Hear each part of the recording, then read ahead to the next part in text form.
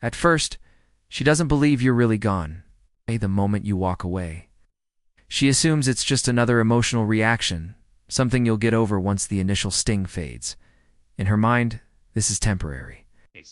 She's seen men leave before, but they always circle back, drawn in by nostalgia, loneliness, or the faint hope that this time will be different. So she waits. She expects the late-night texts, the drunk calls, the sudden reappearance with half-hearted apologies. She's used to men who can't let go, who linger in the background like ghosts, haunting their own past. But don't days pass with no word from you, then weeks. The silence isn't just absence, it's a void, where your presence used to be. At first she tells herself, you're just trying to prove a point, that this is all part of some grand gesture to make her miss you. She's convinced herself that if she holds out long enough, you'll crack, because that's how it's always been. Men don't really disappear, not the ones who loved her. They wait. They linger. They leave the door open just in case she changes her mind, except this time, the door isn't just closed. It's locked. She starts noticing the little things, the way her phone stays silent, the way your name doesn't pop up on her social media, the way mutual friends mention you less and less. It's subtle at first, but the weight of it builds.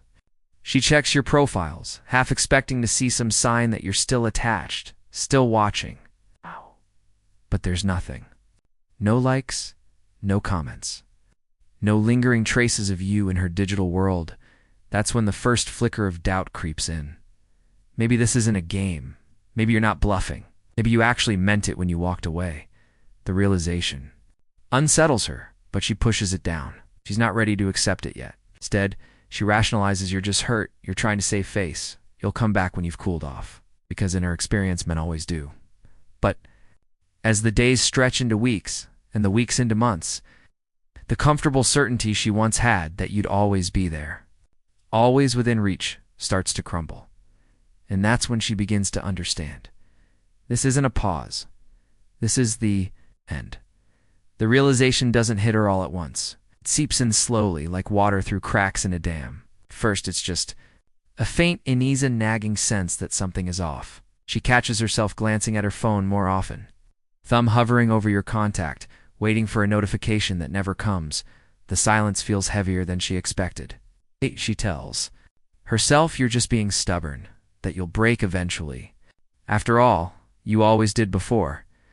But then she notices the little absences. The inside jokes that die mid-laugh because no one else gets them. Songs that come on shuffle and suddenly sting because they're tied to memories of you. The way her friends tiptoe around your name in conversation, careful not to stir up what they assume is still a fresh wound. Except the wound isn't fresh anymore. It's just empty. And that's worse. She starts testing the waters, like on an old Instagram post from months ago. A casual text about something trivial, a book she thinks you'd like, a meme that reminded her of you. Harmless, innocent, just checking in. But when you don't respond, when the like goes unreciprocated, the message left unread sinks in deeper.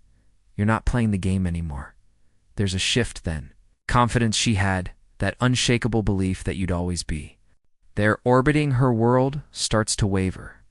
She replays arguments in her head, wondering if she pushed too hard. She scrolls through old photos, searching for clues she might have missed. Was there a moment when you started pulling away? A sign she dismissed. The questions gnaw at her because the one thing she never prepared for was this. You walking away and meaning it. And then comes the quiet panic. The nights when she lies awake, wondering if you've already moved on. The mornings when she checks her phone out of habit, only to remember there's nothing from you to find. The creeping fear that maybe, just maybe, she underestimated you. That you weren't like the others, the ones who crawled back, who let her dictate the terms. This time, she's the one left waiting. And the worst part, you're not even waiting with her. The anger comes first, sharp and defensive. She tells herself you're being childish, that this silent treatment is just another manipulative tactic. She vents to friends, rolls her eyes at your dramatic exit, and doubles down on her narrative. You were the problem, not her. She posts carefully curated glimpses of her fabulous life laughing with friends, looking effortlessly beautiful just to prove she's unaffected. But the likes and comments don't fill the quiet. The validation feels hollow because the one person she's performing for isn't watching. Slowly, irritation gives way to unease. She starts noticing inconsistencies in her own logic. If you were truly the clingy, insecure guy she claims, why aren't you begging for her back? If this was all just a power play, why does it feel like she's the one losing? The questions needle at her, but she shoves them aside. She outlasts you. She has to. Because the alternative that you've genuinely moved on threatens something far deeper than her pride. Then comes the first real crack in the facade. Maybe it's a bad day. Maybe it's a song that catches her off guard. But suddenly, she's furious not at you, but at herself. She replays. Every time she dismissed you, every snide remark, every time she took your loyalty for granted, the memories don't align with the villain she's painted you to be. A sickening thought takes root. What if you weren't the insecure one after all? What if she mistook your patience for weakness? The ego is a fragile thing. She's built. Hers on the unshakable belief that she holds the power that no matter how she acts, men like you will always come back. But your silence dismantles that, brick by brick. If maybe, just maybe, the man she thought would never walk away was stronger than she gave him credit for. And that's when the real fear sets in. Not the fear of losing you, but the fear that she already has. That while she was waiting for you to fold, you were already gone. The desperation starts quietly, almost imperceptibly. A late-night scroll through your social media. Searching for any sign of weakness, a sad song shared, a nostalgic photo posted, anything to prove you're still affected. But your feed is a blank slate. No hints, no breadcrumbs, just indifferent updates about your life, moving forward without her. The absence is infuriating. She tells herself she doesn't care, but her fingers keep drifting back to your profile. Compulsively refreshing, as if the next swipe might reveal some hidden vulnerability. Then come the calculated moves. A random run-in at a place you used to go together. A text about something impersonal. Hey, do you remember the name of that restaurant we loved? Dangling the bait of shared history. She watches your response. Like a hawk, analyzing every word, every delay between messages, searching for cracks in your indifference. But you're polite, detached, giving nothing away. The more neutral you are, the more it unnerves her. She expected anger, sadness, even coldness, anything to confirm you still feel something. But your calmness is a void she can't fill, and it drives her mad. The performances escalate. Suddenly, she's everywhere posting thirst traps, vague quotes about moving on. Pictures with new men who look just enough like you to be intentional. She wants you to see, needs you to see. It's all a test, eh? Desperate ploy to yank a reaction from you, to prove she still has leverage. But your silence holds. No jealous comments, no drunk texts, no passive-aggressive subtweets. Just nothing. That's when the panic truly sets in. The realization that none of her usual tactics work anymore. That you're not just ignoring her, you're truly beyond her reach. She starts to wonder who you're with, what you're doing, if you've replaced her. The irony is cruel. The more she tries to reclaim control, the more powerless she feels. Her ego, once unshakable, now splinters under the weight of your apathy. And the hardest truth? You're not even doing this to her. You're just living.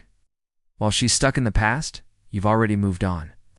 And that the sheer irrelevance she feels in your world is the deepest cut of all. Time passes.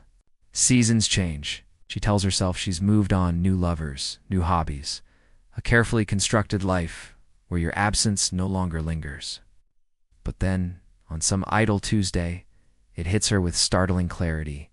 You're never coming back. Not in a dramatic, cinematic way, but in the quiet realization that the door between you is permanently closed.